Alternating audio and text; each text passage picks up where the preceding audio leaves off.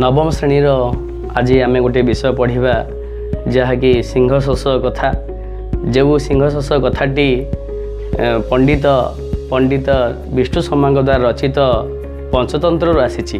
पंचतंत्र हूँ एक कथा ग्रंथ जो थे कि पिलामानंकर सुख पाई अनेक कहानी मन दिखाई अनेक नीति शिक्षा पूर्ण कथा गुड़ी रही है। यही सिंह शोष कथाटी आमर से पंचतंत्र आसी।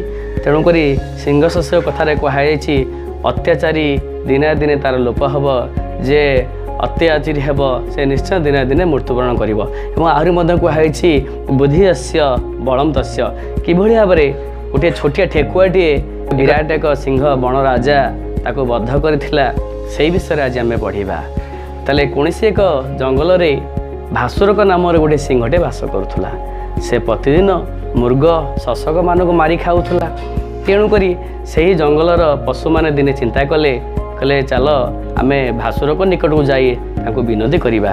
एवं से निकट को जाई भासुरक निकट को जाई कहले हे प्रभु आपण एते गुड़े पशु मानक मारी कौन लाभ पाँच आपणकर गोटे मात्र पशुरे तो तृप्ति हेब तेणु एते मारी आपण कौन लाभ पाँच तेणु आपण आज ये बसी रे एवं आमे पाड़ी अनुसार आपण निकट को गोटे गोटे पशु खाद्य निमंते पठाइबू। तेणु आपणकर शांति ही जीवे आमर भी सर्वोच्छेदन हेब नहीं। ताले एभली कथा पशु मान ठारू शुणी भासुर कहला जाहू बहुत बढ़िया उपाय किंतु मन रख जदि कौन दिन कहीं पशु मो पाखक न आस तेबे ताहले जंगल को मु पशु सिंह करदेवी। तेणुक पशु मैंने सेठार ही प्रतिज्ञा करथिले एवं निर्भय बणरे बुलुथिले एवं पाड़ी अनुसार समस्ते पशु गोटे गोटे पशु सिंह निकट को पठाउथिले। हठात दिने पाड़ी अनुसार गोटे ठेकुआर पाड़ी पड़ा। से समस्त पशु मान द्वारा प्रेरित होई अनिच्छा सत्वे से धीरे धीरे सिंहर बद्ध उपाय चिंता करी जाउथुला। जीवा बाटरे से गोटे कूप को देखिला एवं कूप को जेते ऊपर से डेई जाइछि सेते बेले से कूप मध्य तार निजर प्रतिबिंब देखिथिला एवं निजर प्रतिबिंब को से देखी चिंता कला जा हो बहुत बढ़िया गोटे उपाय मिलगला। यही मो बुद्धि बल मु सिंह को आनी यही कूअरे पकाई मारिदेवी। यही कथा चिंता करी से जानी शुणी बेल अतिक्रम करी सिंह निकटे पहुँचुला। सेपटे सिंह कहीं न आसवा देखी तार खाद्य समय गड़ीजा देखी सिंह चित्कार करुला गर्जन करुला एवं को भावुला आज काली सकाळु मोर खाद्य निमंते बण को पशु शून्य करदेवी। यही समय ठेकुआटी जाई ता निकट में पहुँचला एवं नमस्कार करी ठियाला। ठेकुआ को देखी क्रोधरे सिंह कहम ठेकुआ तू एक छोटिया अल्प तू बेलातिक्रम आसु से अपराधरू तते मु आज मारी काली सकाळु मोर खाद्य निमंते समग्र वन को मु पशु शून्य करदेवी। यापर ठेकुआटी कहला हे प्रभु आपण मोर विलंबर कारण शुणु तापर मारे। सिंह कहला यथा शीघ्र कह नहले मु ते खाईदेवी।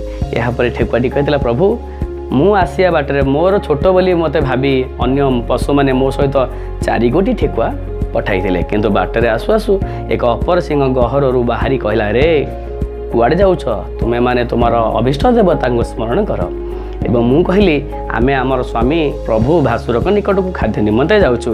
तापर से कहिदेला से होउची चोर सिंह मु हेले बण राजा मो सहित तमे माने समस्त रहिबा उचित। यह शुणी कहले से कहले जदि से भावुच से बण राजा तेबे तुमे जाओ एठारे 4टी ठेकुआ रखी तुमे जाओ ताकू शीघ्र डाक एवं जे आम मध्य पराक्रम रे पारिब सी हेब ए बण राजा।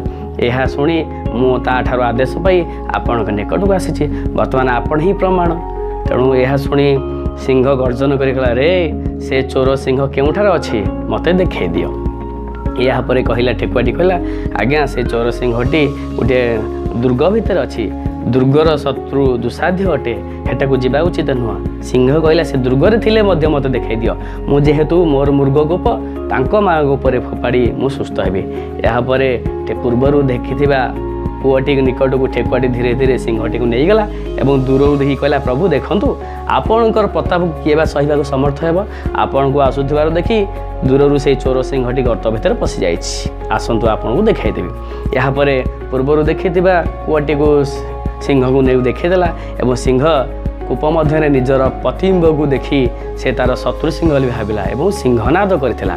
यापर से सिंहनादटी द्विगुणतर होइथिला एवं से तार सिंह तार शत्रु सिंहर ध्वनि बोली भावी ନିଜକୁ ତା ଉପରେ ଲମ୍ଫ ପ୍ରଦାନ କରିଥିଲା ଏବଂ ଯାହାଫଳରେ କି ତା'ର ମୃତ୍ୟୁ ହୋଇଥିଲା। ତେଣୁ ଠେକୁଆଟି ତା'ର ବୁଦ୍ଧି ବଳରେ ସମଗ୍ର ବନ ପଶୁମାନଙ୍କୁ ସୁରକ୍ଷିତ ଦେଇପାରିଲା। ଏଣୁ ପ୍ରକୃତ ଭାଇ କୁହାଯାଇଛି ବୁଦ୍ଧି ଯାହାର ବଳ ତାହାର। ନମସ୍କାର।